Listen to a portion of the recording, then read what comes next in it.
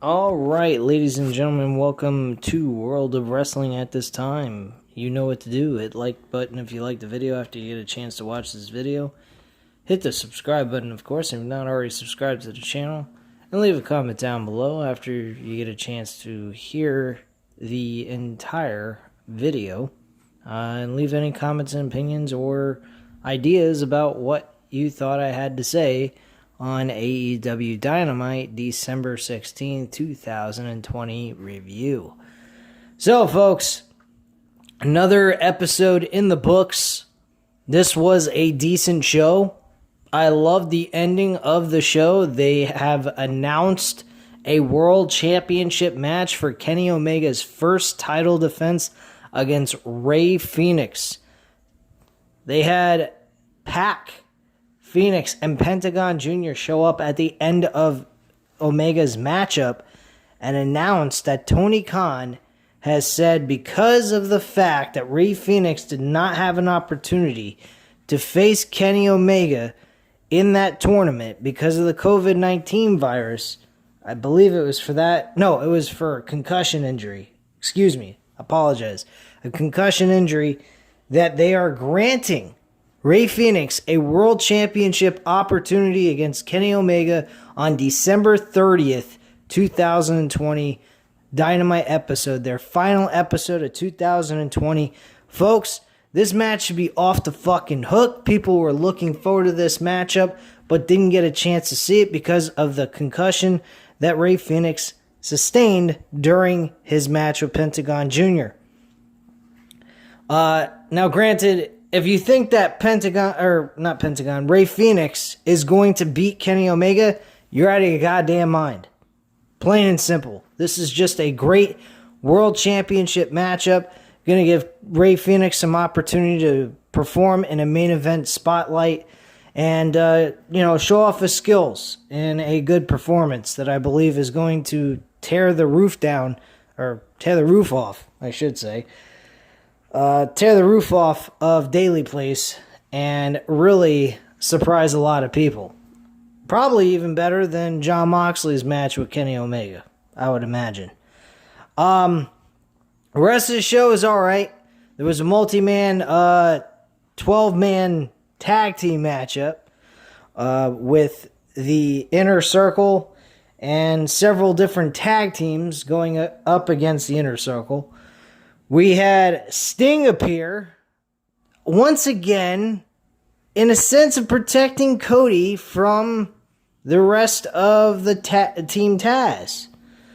There was also mention before his match against Angelico that him and Brandy are having a child. So congratulations to them too. They should be fantastic parents. They seem like great people. They seem to give a shit about each other, which is not very common in most relationships. I think Seth Rollins and Becky Lynch have very similar qualities. I don't think they are, low-life scumbags to one another. But then again, I don't know them as people, so I can't really make a judgment call on that. Nor should I care, because it's none of my business. But, yeah, congratulations to Cody and Brandy Rhodes for the upcoming child they're going to have. Good luck to them. They're going to need it. I'm 32, going to be 33, have not yet had kids. I know it's not an easy task to deal with. Definitely not. From experience of being a child, being raised by a single father, he didn't really have the easiest times taking care of me. So it should be interesting for these two these two to take care of a kid, and I would imagine he's probably going to become a wrestler as well. Maybe he'll do something else in his life as an adult, so that should be interesting. What happens to his kid when his child is born. But anyway, let's get into the show. We had the Private Party, Isaiah Cassie and Mark Quinn with Matt Hardy going up against Dark Order with Alex Reynolds and John Silver with Hangman Page. This was a very interesting matchup. Hangman Page with the Dark Order. I don't think it's going to happen. It may lead to these two guys, Alex Reynolds and John Silver, leaving the Dark Order possibly and being with Hangman Page. That's a possibility, I believe. I think these three guys worked very well together. Unfortunately, though, Matt Hardy actually won the match. He was able to tag in for the cover and get the win for his team after Private Party hit Gin and Juice. Now, there has been some little bit of clues here that Matt Hardy might be turning heel. He, during the Battle Royal for the Dynamite Diamond Ring Battle Royal, he actually eliminated one of the Private Party members, which Jim Ross pointed out, hey, it is a Battle Royal. It's every person for themselves. So in that aspect, you gotta, realize that. But they were also pointing out he seems like he's being a hierarchy among the Private Party, as if he's their king and they're supposed to do what he says. So he's starting to grow a big head. He's starting to become like a heel. And technically at the end of this matchup, it clearly shows that he's looking like he might become a heel. I don't know why they would do that. He was supposed to be a mentor. Now he's turning into a big-headed schmuck. Don't get the logic there, but whatever. So backstage, Alex Marvez asked MJF about his accolades with the New York Times and Dinner de Bonaire. Chris Jericho notes that he couldn't have done it without him. MJF says he takes issue with people on social media saying he's better than Chris Jericho, being a very cocky asshole. But he tells Chris Jericho, I see you as a mentor. I see you as the greatest of all time. And I also see you as my best friend. He remarks that he could have done it without the rest of the inner circle. He couldn't have done it without the rest of the inner circle as well. So, the whole thing with MJF is very forced. I don't understand why the entire inner circle are not beating the shit out of this guy. Why are they not just beating the shit out of him and only leaving Wardlow part of the group? Because at this point, the only person that has been quiet, knowing his role and shutting his mouth, as The Rock would say, is Wardlow. Wardlow is not creating any friction. Him and Jake Hager are kind of having a little bit of problems, but it's nothing major. But the rest of the inner circle do not seem to have issues with Wardlow. The only one is MJF. Now, people keep saying there's a possibility they may have the entire inner circle turn on Chris Jericho and beat the shit out of him, kicking him out of the inner circle completely. I don't know how that would make any sense. Clearly, you can tell every member on the inner circle does not like MJF. So why would they want to keep MJF part of the group and kick the guy who originally started the inner circle? It makes no sense. And if that happens, you will definitely hear me rant and rave about it. Most definitely. Now, if they departure and no longer stay the inner circle, that would make more sense. But for them to stay together and kick Chris Jericho out makes no sense at all. Because Chris Jericho is really getting annoyed by fucking MJF. You can clearly see that. Especially in this promo, you could see that. Alright. So, Cody had a match with Angelico, which was a decent matchup. Angelico lost by the Cody Cutter at the end. This was a very decent matchup. Angelico performed pretty damn well in this match. I like the submission hold he has. Looks like an inverted figure four tied with an ankle lock combination. So I find that move to be rather interesting. the way he does it, and it looks pretty damn painful at the same time.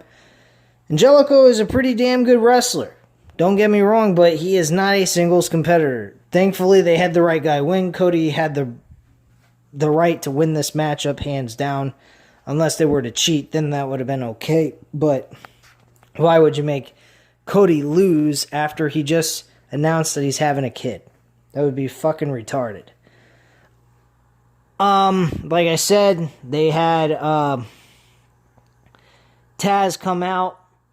He made his feelings felt. He also talked about how Brian Cage is going to face Darby Allen for the TNT Championship.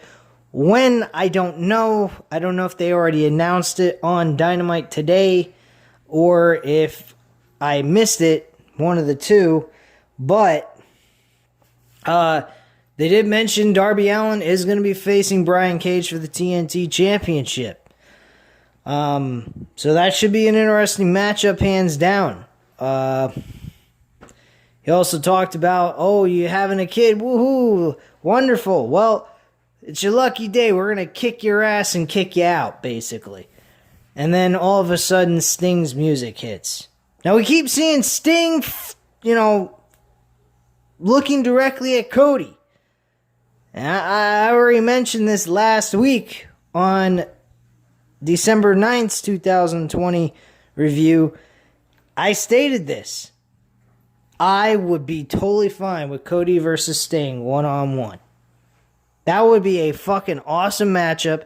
I can clearly see this matchup is slowly being built just in enough time and get enough build behind it where it makes it really special and they compete at Revolution. I can see that happening on February 27, 2021. So, don't be surprised if that match occurs, because you heard it right here on World of Wrestling. Hands down, this is a match that has got to happen. Yes, I've said it before, I will say it again, I don't think Sting needs to wrestle anymore, but if it's a match against Cody Rhodes or Darby Allen or somebody really special, or even a legend versus legend match like Chris Jericho versus Sting, I would be okay with that. You could have the Painmaker versus the Crow type Sting.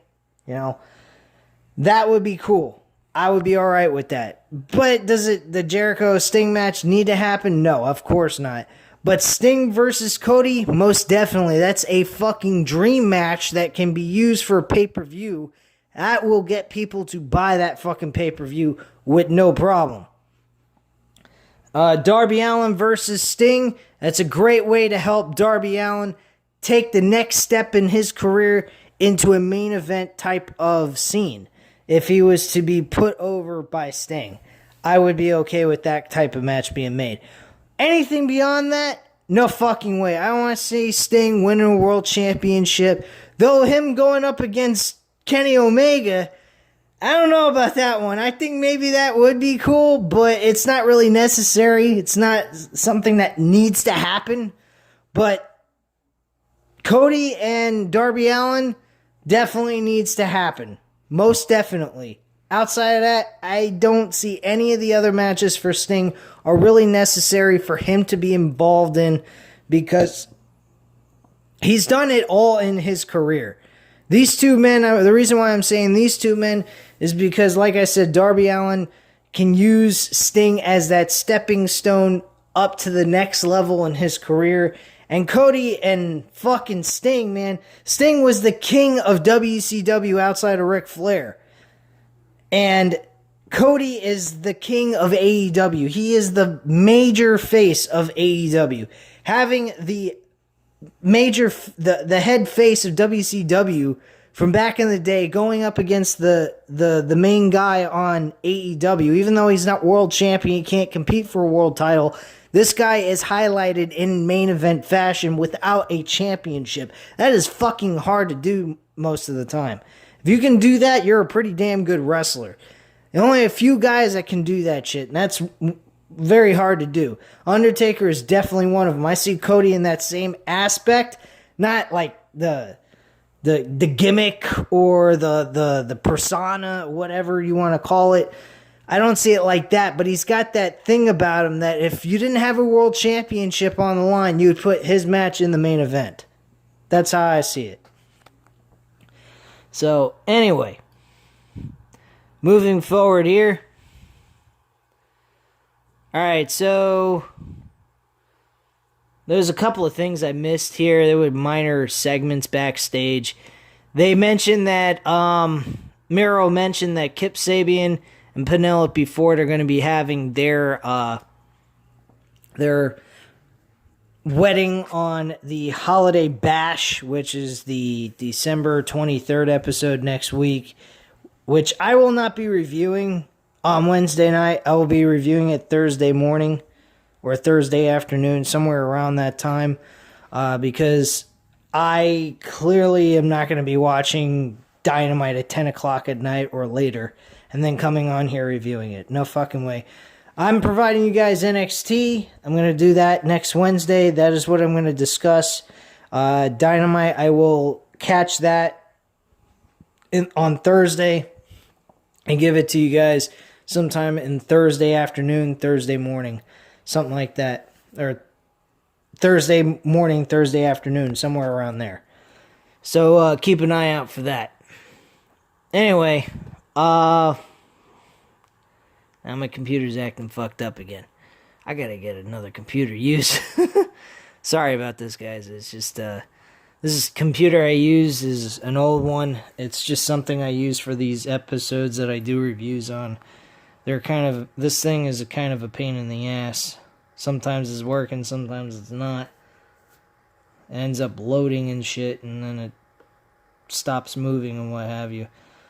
Alright, so we had Dustin, we had Eddie Kingston come out discussing about what kind of enemies he has, one of which being about God, and then the other one is Pac and Lance Archer. The moment he said Lance Archer's name, Lance Archer came out, he started kicking some ass on Eddie Kingston, and then Butcher and the Blade and the Bunny came out. Then we saw Pac, Ray Phoenix, and Pentagon Jr. help him out. It was a 4-on-3 assault, basically. Pac and Lance Archer, near the end of this segment, argued over who was going to get dibs on beating Eddie Kingston's ass. Kingston just was able to run off and escape from the beating that was coming to him. And apologize, I had something stuck in my throat. But yeah, he managed to get away and escape the beating that he was going to get.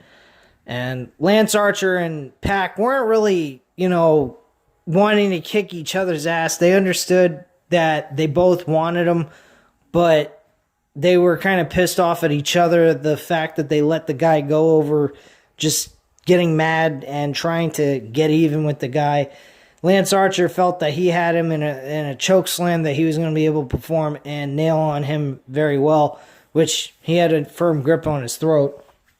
And Pac went ahead and did a kick to the face, which knocked Eddie Kingston out of the ring, and that's how he was able to escape from this travesty of a beating that he was going to get. So that was that spot there.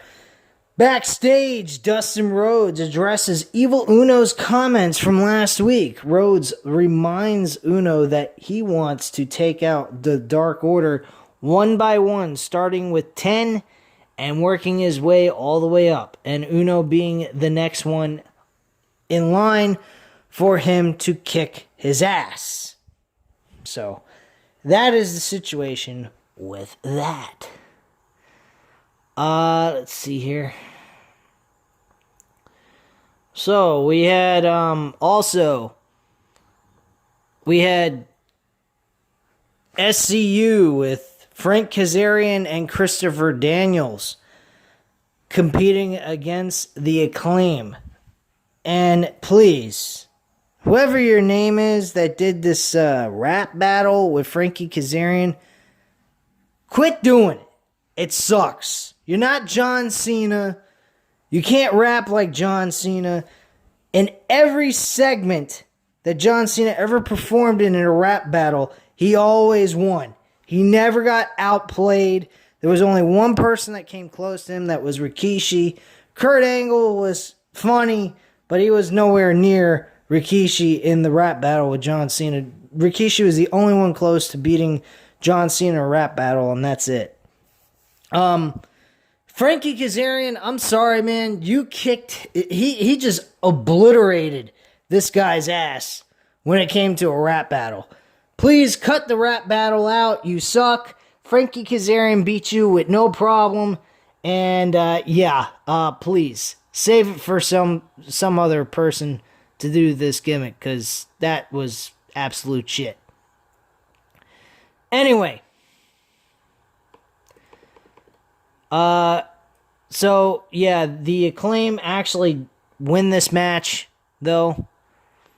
And that was with a boombox. One of the guys hit the boombox into Christopher Daniels' head. And then we saw the other Acclaim member actually hit his finisher on Christopher Daniels and got the 1, 2, 3. But before that match, because I kind of jumped ahead by accident, we had the Best Friends, Chuck Taylor and Trent, the Varsity Blondes with Brian Pillman Jr. and Griff Garrison, and Top Flight, which is Darius Martin and Dante Martin, facing the Inner Circle. This matchup was okay. I mean, I'm not going to say it was terrible. Too many people at one time. MJF really didn't even have any aspect of this match. He was nowhere to be found until the end, where Jake Hager hit his finisher. MJF asked if he could get tagged in. Tags him in, pins him, and gets the 1, 2, 3, and claims victory for his team. Wow. Real hard work there by MJF. He makes Goldberg look good. At least Goldberg gets in the ring and does something. His ass didn't have to do a fucking thing, and he pins the guy and gets the 1, 2, 3. Quite amazing stuff there. Very impressive. Overall, the match wasn't terrible. I thought it was fun. But too many men in one match makes it very hard to keep up with. Thunder Rosa was backstage with Brett Baker, making comments that Rosa doesn't belong in AEW. Rosa claims she does belong and laughs. Rebel comes in, but is only there to distract her so that Baker can come in and attack Rosa in the process. Baker has Rosa in a lockjaw attempt as Rebel pours water on Rosa, removing her face paint. Baker leaves before saying, "Did that ugly face break the camera?" She was wondering if the camera was still working after having Rosa looking into the camera the way she was. Yeah, okay. Brett Baker, please, go somewhere else. Get Adam Cole, baby, and you stay at home and be a doctor or some, a dentist, whatever the fuck you do in your own personal life besides wrestle. So, after the match, though, with Acclaim and SCU, they actually request a tag team title match against the Young Bucks. This should be a very interesting matchup. The Acclaim did very well against SCU. I will not, shit on them wrestling-wise. They are a very good tag team. I don't know if they're a toss-up between the fucking Top Flight and Acclaim. Acclaim and Top Flight, as tag teams go, they're very good young talent. It should be very interesting at some point once they get both of these teams to the level that they want them to be at, to perform in a World Championship tag team title match. That should be a fucking great match. Acclaim versus Top Flight. And these two teams are no faces. Nobody knows who they are. Unless you followed them in smaller promotions that nobody's fucking heard of, you don't know who Top Flight and the Acclaim are, really. If you watch the AEW Dark, that's probably where you might see them performing, which is true, but I don't watch Dark. I see the results on the bottom. I see the names. I've seen Top Flight. I've seen Acclaim and so forth week after week and what they've been doing. They've been racking up wins, both teams. But as in-ring performers, I don't know much about them character-wise, gimmick-wise, and so forth. So, with all that being said, I can't really judge them on that outside of their wins and losses. I got to admit, though, the Acclaim in-ring performance-wise are very good. They need to find a new gimmick. I don't like the rap bullshit. It's too much John Cena rip-off bull crap. John Cena did it in desperation to keep his career going. It worked. This, I don't like it. It doesn't work for me. I mean, he's not terrible at it. It's not a terrible gimmick, but it's not a gimmick that needs to be done. I mean, if he's trying to get over with a persona and actually perform with charisma and stuff, I get the point, but he can do without the rapping. He can be cool, cocky, all that shit. He's got that kind of charisma. The Acclaim, both guys in the team, they got that cockiness about them, which works great. I'm okay with it. But to go ahead and do the rap bullshit, please don't. Save it for, something else. Or for someone else, or just don't do it at all. Because John Cena was the only one that got that over. I don't think another person could pull that off again. So MJF and Chris Jericho is challenged by Top Flight, by the way, after the matchup with Christopher Daniels and Frankie Kazarian versus the Acclaim. So that is going to be a really good matchup. I'm looking forward to that one. I think that match is going to be really good. And I forgot to mention, the names on the Acclaimed is Anthony Bowens and Max Caster. Those are the two guys that are part of the group. I don't know their names by face, so I have to pay attention to that at some point on the next episode. I do apologize if I don't know their names and what name goes to who. So I will keep an eye out for that in the future.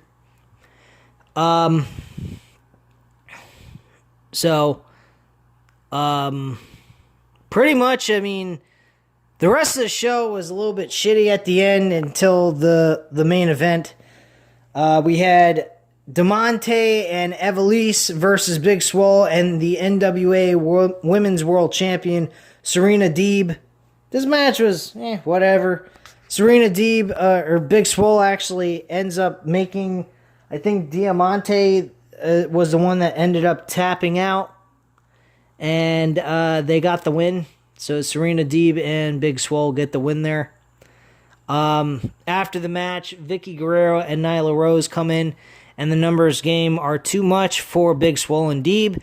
Red Velvet, though, comes out with a chair and clears house. Stares down between all the women, and then we go backstage. The Best Friends note that they'll also be at the Holiday Bash as they call out Miro for interfering in Orange Cassidy's match last week and costing him the Dynamite ring. So they are going to be at the Penelope Ford Kip Sabian wedding. FTR step in on commentary after a promo package for the Jurassic Express played. They question if the tag team division matters anymore.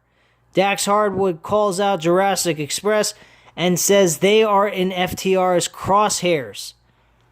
So we should be seeing Jurassic Express and FTR go at it. That would be a nice qualifier for who gets a shot for the World Tag Team titles, which I would believe the FTR would be the ones that win that match, hands down with no problem. But it should be a very interesting matchup for a Dynamite episode. I think that match would do well for them. I think that would bring some eyes to that match. I think people would be very interested in that matchup. I definitely would be. It's a match that's never happened, I believe. They might have had one match, I think, when they were the tag team champions, offering matches to random opponents week after week, and they get like 20 minutes, and if they can't beat them, they surrender the tag team titles or some shit to that team. So they might have done that once. I'm not sure. If you know, leave a comment down below. But I don't think these two teams faced each other yet. But if they did, oh well, who cares? I mean, these two teams are pretty fucking good at what they do. The main event was a no disqualification AEW Dynamite World Title Eliminator match. Now, I don't quite understand the title here, World Title Eliminator match. Like, what the fuck? Anyway, I didn't quite understand the title here. I mean, was this a title match, or was this just a fucking eliminating Joey Janela out of the picture of ever competing for a world title match? I have no idea. Doesn't really matter. Anyway, this matchup was sloppy at best, and it wasn't really Kenny Omega's fault at all. Joey Janela sucked in this match. Several different times we had Kenny Omega actually going ahead and grabbing a cookie platter or plate, and he was attempting to hit him with it, and Joey Janela kept being in these spots where he's just sitting there acting as if he's waiting for him to hit him with the fucking cookie cutter, or whatever the hell you want to call it. And he hits him with it, but he sits there and waits like 2 minutes for him to fucking do something. That was fucking terrible. Joey Janela is just sitting there like a schmuck. Like, come on, hit me in the back, please, get this over with. Like, Joey Janela just didn't look like he wanted to even be there. He was just like, get this fucking crappy match over with. I don't even want to do this type of attitude. He had another move that he botched that was really terrible. He had Kenny Omega on a table, and he went to the top rope. This was in the corner on the outside, and he tried to do a leg drop, and instead he sat on fucking Kenny Omega's face, and they went right through the table together. That was the most terrible leg drop move I have ever seen in my fucking life. It was god-awful. So he throws him in the middle of the ring. Eventually, Kenny Omega gains control of the match, hits him with 2 V-triggers, and then hits the one-wing angel and gets the 1, 2, 3. And as I already mentioned, we get the announcement that Rey Fenix will be competing for the AEW World Heavyweight Championship on December 30th. So that's pretty much the show in a nutshell. I didn't think the show was terrible, but it wasn't great either. It was pretty average.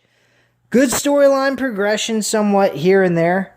Still loving the way they're building Sting and Cody. I really believe they're going to build towards a match between these two to compete on Revolution. So don't be surprised if that match actually does happen on February 27th. But I definitely can see that match taking place. And the next couple episodes going into the holidays, they actually give a shit. They really seem to care about what they're delivering. Next week's episode, I don't know if it's going to be that great to watch, simply because of the fact it's going to be at 10 o'clock or later than its normal airing time. So I think they just kind of slacked off on the card and they let it be just an average Joe show because they didn't expect a lot of people to tune in for this episode probably live. So don't be surprised if the episode's not all that great and it's just average or below average than what we're normally used to seeing. But the 30th and the 6th of January's episodes, they should be fucking entertaining as hell. We should see a great matchup between Rey Fenix and Kenny Omega for that World Championship. So keep an eye out for those two competing over the world title in 2 weeks. Another thing I want to mention that they haven't discussed anything on Impact Wrestling, which is very surprising because Kenny Omega's making headway into Impact with Don Callis. There's already been a match announced. Hard to Kill, January 16th, 2021. We are going to have the main event with Kenny Omega and the Good Brothers, formerly known as the Bullet Club. Carl Anderson and Doc Gallows competing against the Impact World Champion Rich Swann and the Motor City Machine Guns, Chris Sabin and Alex Shelley. That main event should be off the fucking chain. I mean, getting to see Kenny Omega perform against the Motor City Machine Guns and fucking Rich Swann, it should be very entertaining to see. Carl Anderson and Doc Gallows, they've already competed against the Motor City Machine Guns before. I believe they were the ones that beat the Motor City Machine Guns for the tag team titles. So, I mean, there's no surprise there. But Rich Swann and Kenny Omega should be an entertaining thing to see in that 6-man tag team match. There's no world championship in the main event. So, I mean, Hard to Kill should be a very interesting main event show to watch. I'm not buying their pay-per-view. No fucking way. It's $39.99. There ain't no way in hell I'm buying that. That's way too fucking expensive for me for a show like that. I already spend $49.99 on the AEW pay-per-views when they come available every 4 to 6 months. So, I'm not going to waste my money on a fucking Impact pay-per-view on top of it. I can always get it on Impact Plus when it comes out, which would be a couple of months after it initially played on air. So, it's not a big deal. Anyway, guys, at this time, you know what to do. Hit the like button if you like the video. Hit the subscribe button if you're not already subscribed to the channel. Of course, as always, leave a comment down below. I'll definitely get back to you on that. And I thank you guys very much for watching. I hope you have a great night.